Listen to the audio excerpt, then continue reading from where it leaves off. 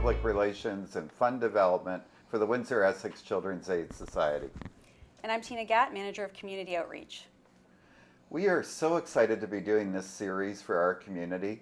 What we want to provide is resources that will help you be a better parent, a person in the community that wants to support our families, that wants to support all the great initiatives that happened within our area that families, youth, children can all gain by. Today we are going to focus on fostering, and it's like fostering from A to Z. So we're going to speak with our guests today about a roadmap of how to become a foster parent, because there's probably misconceptions out there about what you should be, who you should be, that type of thing, and Tina's going to talk about that in a moment. But I'm really excited to have our two guests with us today. First of all, Christina Winter-Pavlich. Christina is a supervisor in the foster care and adoption departments of the Windsor-Essex Children's Aid Society and has been here for 22 years in various roles and has been in the foster and adoption area for the last 12 years. Welcome, Christina. Thank you. Glad to be here. Rebecca Ross. Rebecca is a foster parent recruiter and trainer and has been with the organization for over 12 years. The first 10 as a family services worker and the last 2 years recruiting and training resource parents. Prior to working at CAS, this is pretty exciting, she also worked in child protection in Scotland. Yep, That's a whole other topic we could talk about another time. that is Mike. Thank you. So the questions we have today for our guests are based on some of the myths or misconceptions that people have about fostering, and we're going to give them both an opportunity to dispel those myths and talk more about the needs and opportunities with respect to the Society's foster care program. So Christina, let's start with you. First, let's talk about what fostering is all about. Sure. I'd like to just thank you for allowing us to come and talk about our foster care recruitment. But I want to explain a little bit about what foster care is. Foster care provides children with a family setting when their families are in crisis. So in many situations, foster care can provide vital support to those children, youth, and their families. It enables their parents to address any crisis or issues that they're having at that time. So in most situations, children that are placed with foster parents are actually reunited with their parents. Great, thank you. Now, if somebody was single, not married, not a couple, is there a possibility of them becoming a foster parent? Absolutely. It's a myth that you have to be a double parent family. Foster parents come in all shapes and sizes, any religious background or any marital status. So single applicants can definitely apply. Great. How about working parents? People, sometimes we think working parents are very busy. Maybe they don't have time for this type of thing. But, if they feel that they can do this, would they be considered? Absolutely. We have actually a large part of our foster parents are parents that both work or one works outside the home. And we have children that are school age, so there's no need for parents to be home during the day. Mm-hmm. So absolutely working parents can apply. Okay. Christina, if someone has a history of any mental health challenges, would that disqualify them as a foster parent? Absolutely not. Like I said earlier, foster parents come from unique situations. They come in all shapes and sizes, and just like our children that we serve. So if you have a history of mental health issues or depression, absolutely not. It's not going to preclude you from becoming a foster parent. Okay. Rebecca, if you've had contact with child welfare, even if you were yourself previously in foster care, can you become a foster parent? Similar to what Christina said, we're not going to automatically preclude someone just because they have child protection history.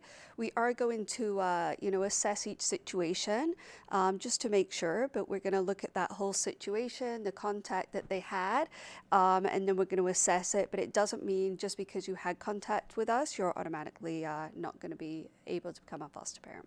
And I want to add too, with our volunteer program, it's the same situation that we often have past service recipients come back and want to give back to our organization, including foster children. And so we've embraced them into our volunteer program as well. That's great. So, Christina, what if you never had children of your own? Would you still be eligible to foster? Absolutely. We have families that are blended families, single parent families, families that have children, families that have adopted, and families that have never parented. And we're looking for foster families that are open to fostering children of all ages, large sibling groups, and particularly teens. Now, Rebecca, a question for you. If someone who identifies as transgender was interested in fostering, would that be a possibility for them? Absolutely, yes. Diversity and inclusion are so important to us here at the Children's Aid Society. We often hear about, in which we would truly believe is a myth, about the types of children that come to our attention, that come into our care, and who are placed in foster care, that these children are disruptive and very difficult to manage. Is that true?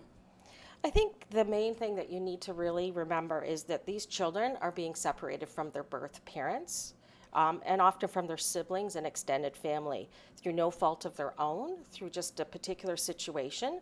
And they're often left with a lot of feelings of loss and guilt and grief and fear of rejection. So what we were really looking for is for families to understand the trauma history of our children and to be able to support them and to be able to give them a safe family environment while their parents are dealing with the crisis. Right. And Rebecca, as an extension of that, what supports are available to those foster parents? We have so many supports here to our foster parents. So to start off, each of our foster families are assigned a resource worker that supports them throughout their time as a foster family. We also have the most amazing foster parent association program, which is almost like a peer support program that supports our foster families. We also have an after-hours service that's available 24 hours a day, as well as a volunteer service program that is available to assist our foster families. Wonderful. A number of supports. Great. Now, Christina, if you were First Nation, Inuit, Métis, or from a culture or background that makes you a minority in Canada, can you still foster? Absolutely. Actually, those are the groups that we're actually really looking to recruit from. We're looking for foster families that represent many different ethnicities, cultures from diverse backgrounds, religious backgrounds, and that are more representative of our children that we have in our care. Okay. Now, here's a question. Everybody that wants, not everybody, I guess a lot of people that think about fostering and really give it consideration. You know, babies are always cute. They're always wonderful to have. And, you know, there's that impression that people want to foster a baby. But is it limited to babies? And what are the advantages of other age groups if that is the case? So we have children come into care from all ages, and the numbers fluctuate at all different times. You know, sometimes we have more babies, sometimes we have more, you know, older youth, teenagers. As Christina said, we're really focusing right now on recruiting older, you know, homes that are able to care for our older youth. So our sibling groups, our older youth. And there's so many rewards to caring for, you know, older children. It could be just as rewarding as caring for younger children. One of the great advantages is there's no diapers. I don't know, did you want to add to that, Christina? Yeah, absolutely. It's not so much that we're looking for foster parents for babies, but it is for our older teens. And there's still a lot of firsts that can happen at that time. So you might not be there for their first loose tooth or the first time their training wheels were taken off their bike, but there's plenty of other first experiences. First date, learning to drive, first job interview, prom, first time they're on the honor roll. So there's so many firsts that you can experience when you're fostering teens. And while teens have a lot to learn from you, they'll teach you a lot as well. Right. Now this is a bit of an interesting question. Do you have to own your own home to foster? No, we have families that rent apartments, and some that rent homes or own their own homes. So you just need to be able to have a bed or bedroom for our foster children. And related to that, is it expensive to be a foster parent? And do you have to pay for a lot of things out of your own pocket? Actually, there's very minimal that you would need to pay for out of your own pocket. The home study process is free. The training is free. The process in and of itself is free. The children are provided allowances through the society, as well as a per diem that the society gives you for caring for the children, as well as gifts. There's monies around the holidays, birthdays, proms, graduations. There's all kinds of expenses that the society takes on and passes on to the foster parents, the monies. Right. Yeah. Okay, thank you. Now, we touched on this just a moment ago, but older youth and teens sometimes get a bad rap in the community. So what are some of the rewards, again, of fostering older youth and teens? I think it's to be that mentor and to be that soft place to land for our teens. You're right, they absolutely often get a bad rap out in the community, but when we talk to foster parents and teens who are in the foster care system, they talk a lot about what their family has offered to them. And again, it's things like helping them get on the honor roll, getting their driver's license, their first job and things like that. And it's being able to give back to our youth, who then in turn often teach our foster parents a lot of wonderful, or treat them to a lot of wonderful experiences. So the message being shared in child welfare is that children's aid societies work with families and try not to bring children into care. If this is the case, then why are we looking at recruiting foster parents? So as a Children's Aid Society, we're going to do everything we can to avoid children coming into care of society. But unfortunately, there are children out there that do need temporary homes, right? And while we need that temporary home, we want to be able to give them the best and the safest place that we can give them. So we're going to work with those families. We're going to do everything we can to get the children home to those families while giving them a safe and stable environment.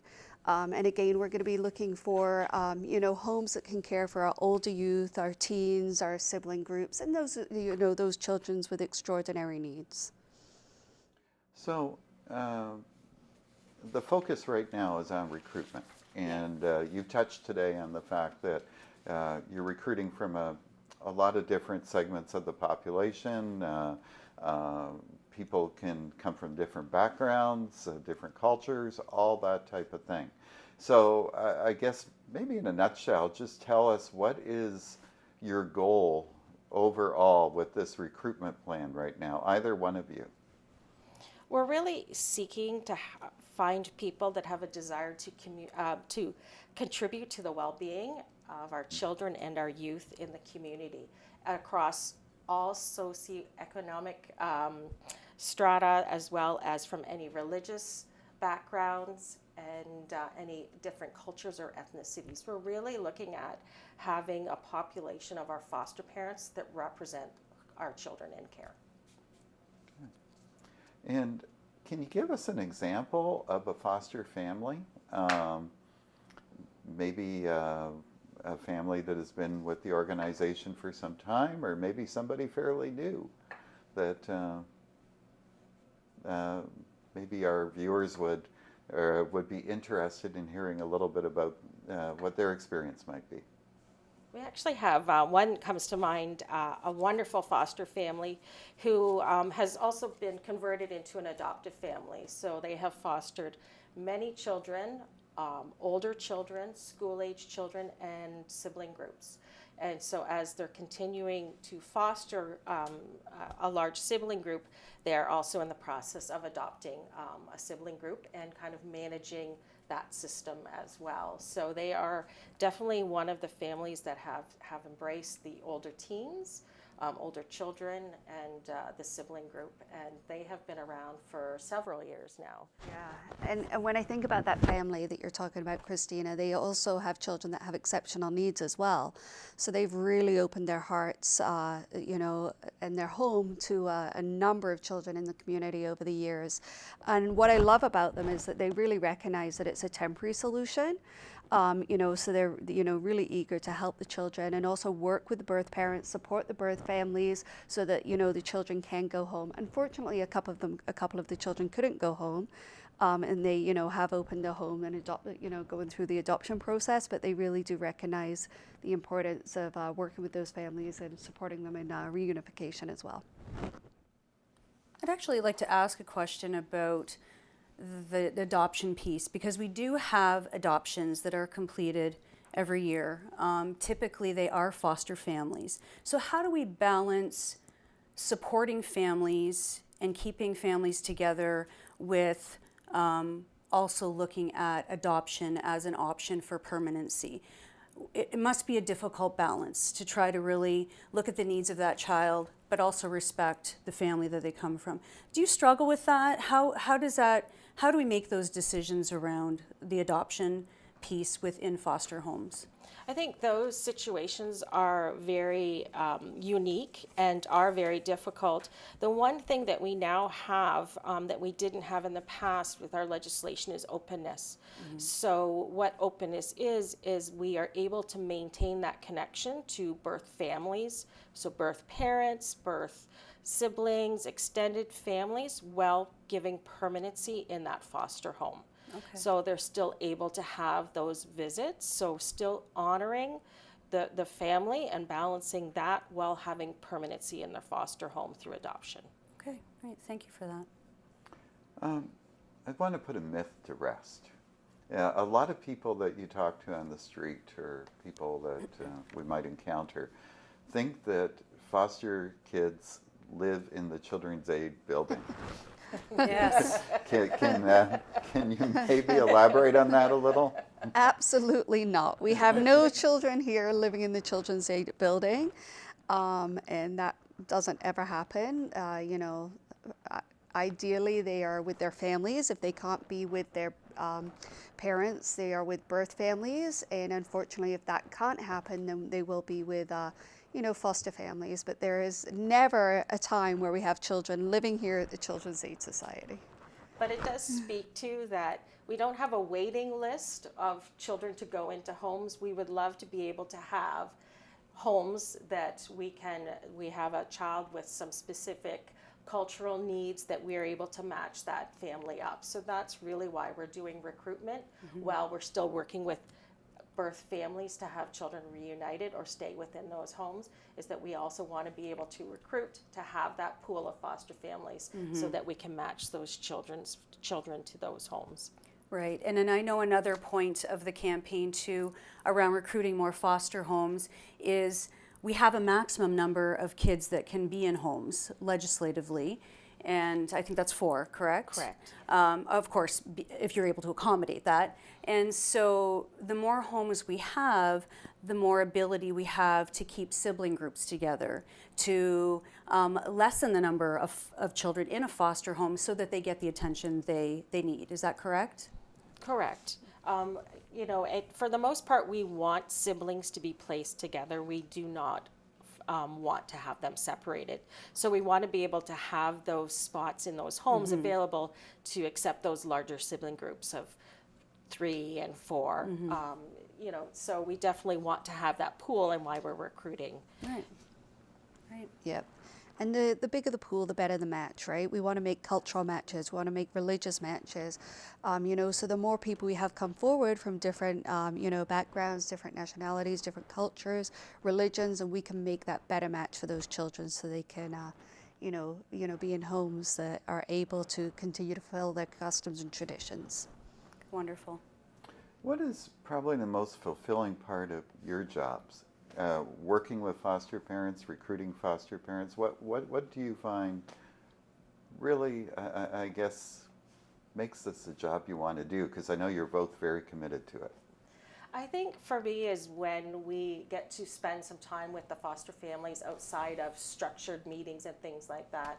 I think of the wonderful event where we had at a drive-in and we had foster families there with children, and just really being able to spend time with these families that have really just come together, to care for children and youth in their community. And just to see how committed they are really makes you want to do that more and recruit more out in the community. Yeah, and I work with foster parents from recruiting right through to training. So seeing them from day one, very eager, very interested, they want to give back to the community, and then taking them through that process, right? And then they go through the training, they come approved, and then they have children in their care, and then they come out to these events, and just to see how rewarding it is that they're giving back to these children, they're providing them with these safe homes, yet they're working with these birth families and they're able to support them. It's so rewarding to see them go through the whole process, and provide loving and caring homes to the children in our care. I know with the community outreach work that I do, I'm obviously in the community a lot, and I always hear at an event or a presentation that I'm doing that I was a foster parent, or I adopted my children through the Children's Aid Society. And it's always said with such pride and such warmth. And many of those individuals, if not most of the ones that I speak with, still have connections to those children, to those families. So it makes me feel very proud to be a member of this organization. And lifelong connections, going off that, Tina, is so important for our children in care. Absolutely. And, saying that, when a child goes home to their, birth families, it doesn't mean the end is there, right? They often continue to have these lifelong connections with foster families, and that's so important for our children. Absolutely. I think that's a great way to wrap up. Unless, Mike, you have another question? I was just going to say, if you're really thinking about doing this, and you're probably on the edge of picking up that phone and phoning you folks, what would you say to that person that just needs that extra little push, a little bit more to make that decision? I would always encourage them to attend one of our information sessions. We have them every single month. Right now they're being run virtually. When we can, they're in person. And it's about an hour-long presentation that goes over, how to become a foster parent, the expectation of foster parents, and the next steps. Okay. That's great. All right. Well, thank you very much, both of you. I think this was fabulous information. Absolutely. There are so many different myths, as Tina started by saying today, about what's out there, and I think hopefully we've dissolved a lot of those. And basically anyone that has a real commitment and a concern to children and really wanting to make a difference and has the time and the ability to do it, I encourage them to contact you folks. And how can they do that? So they can call us at the Children's Aid number here is 519-252-1171 and ask to speak to a foster parent recruiter, or they can go online, wecas.on.ca, and fill out our inquiry form, and someone will be in touch with them. Okay. Fantastic. Thank you. All right. Well, thank you again. And